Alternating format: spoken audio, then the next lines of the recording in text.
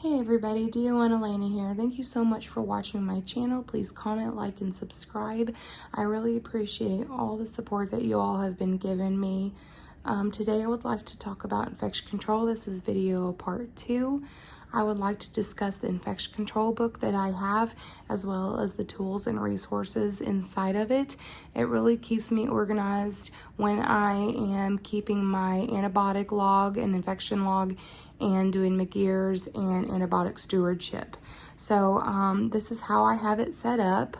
I grabbed a huge 3-inch binder like this, and I put in monthly tabs, so you do January through December, and I have other tabs as well, just to keep me organized for additional copies. And in the very back, I printed out the company's infection control policy.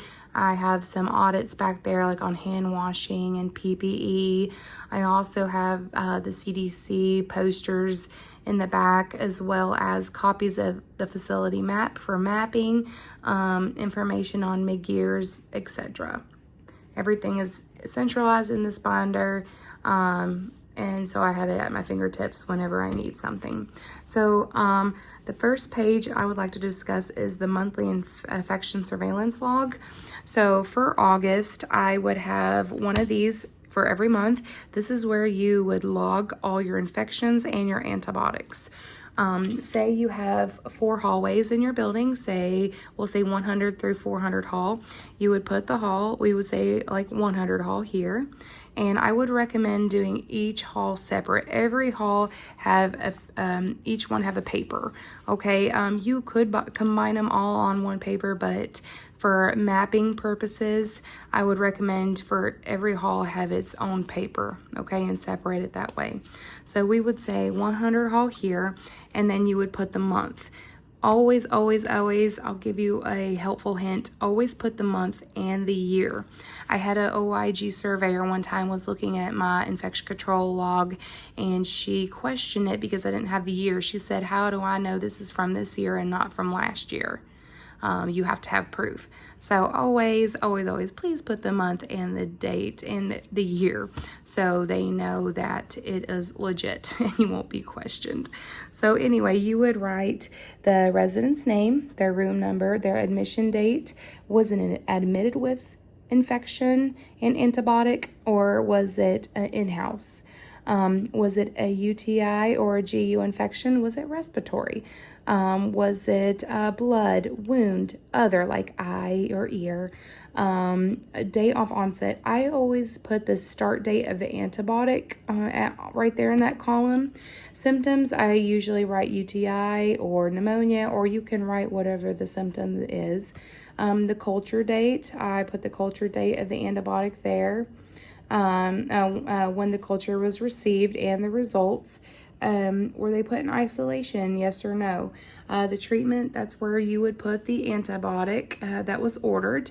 The resolve date, so that would be the date of onset was the start date, and that would be the end date. Some antibiotics might not have an end date. They might be ongoing. There's also a column for if it's colonized and also if it's care plan. Always, always, always care plan your infections and your antibiotics.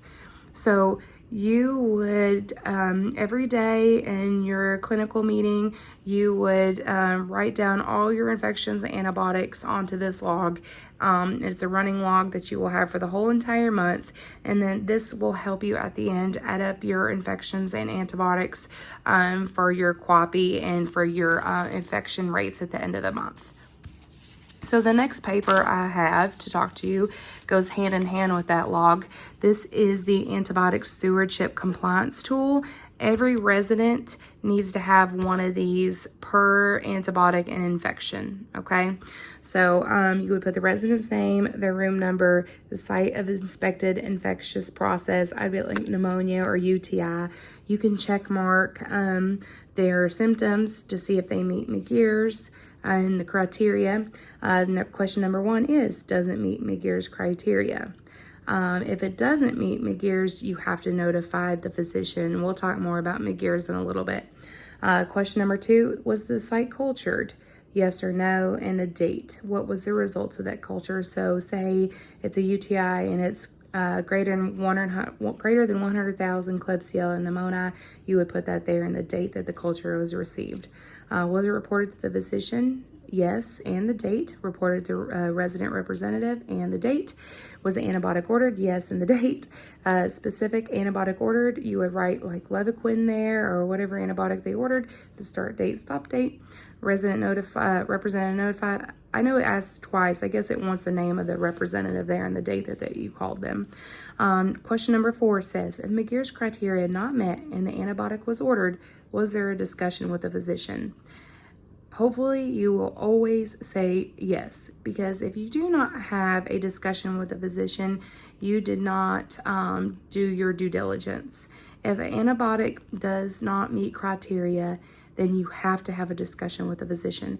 All of these doctors and nurse practitioners are writing tons and tons and tons of antibiotics, and over time, you know, bacterium get resistant to it, and that's what happens, and we have superbugs.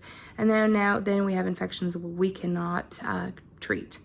So you have to do your due diligence and do antibiotic stewardship. That is so important, and OIG will ask you about it. So please, if it does not meet McGear's criteria, you have to have a discussion with a physician and have documentation that you did. So right here on that line, if it didn't meet criteria, I would write notified provider did not meet criteria, and they said to continue it and finish it out, or they would go ahead and discontinue it. It also says, McGear's criteria not met, an antibiotic ordered. Was there a discussion with the pharmacy? Yes or no? I do have a lot of discussions with the pharmacist because sometimes they can help convince the provider that it does not meet criteria and risk versus benefits. So sometimes the pharmacist can be very helpful on your side. Now, question number 5, was your antibiotic put on your whiteboard? Yes or no? You should really keep a whiteboard, a running whiteboard on all your infections and antibiotics. Was there a 72-hour follow-up? Yes or no? Was there a 5-day follow-up? Yes or no? Reported to the QA committee for QAPI? Yes or no? And then the staff member completing the worksheet, I would put my name and my title and the date that I completed this. So the next thing I have, just an example, is the copy of the facility map. You should always have one of these and get it from your administrator or SDC or someone that has a copy of it. This is what you're supposed to map at the end of the month and color code it. So I use yellow for UTIs, I use green for respiratory infections, and you just color code in the rooms where the patients was and what infection they had. And this way it will help you track and trend and map and see if there was any trends. Say if you had a UTI here and a UTI here and a UTI here, that means that someone has not been washing their hands, and you can clearly identify that was a trend, and you know then you need to put in an education ASAP. So I also have this. It is infection preventionist centralized wound, rounding tool. I do these every week, or I sign it to my ADON to do, and it has multiple questions and focus areas that we look at and observe. And if they are not in compliance, we put a corrective action plan in place, and then we initial. So it asks questions like, are the clean linen carts covered? Soil linen does not touch the floor. Linen carried away from the employee's uniform. Ice carts are sanitized. Adaptive equipment are clean. Food items not stored in med room refrigerators. Residents' food stored in the pantry are dated and labeled. Suction machines emptied as needed. Resident offered the pneumococcal vaccination. It just has multiple questions regarding infection control, and it's a couple pages long. Make sure there's hand hygiene and gloves worn appropriately. And then at the very bottom, it's rounds conducted by and the date, and was it reviewed by the infection preventionist. OIG really love to see these. It helps you get out of a lot of tags. F880 is a tag you just do not want to get, an infection control tag, especially now because of COVID. They really hit facilities hard on tag F880.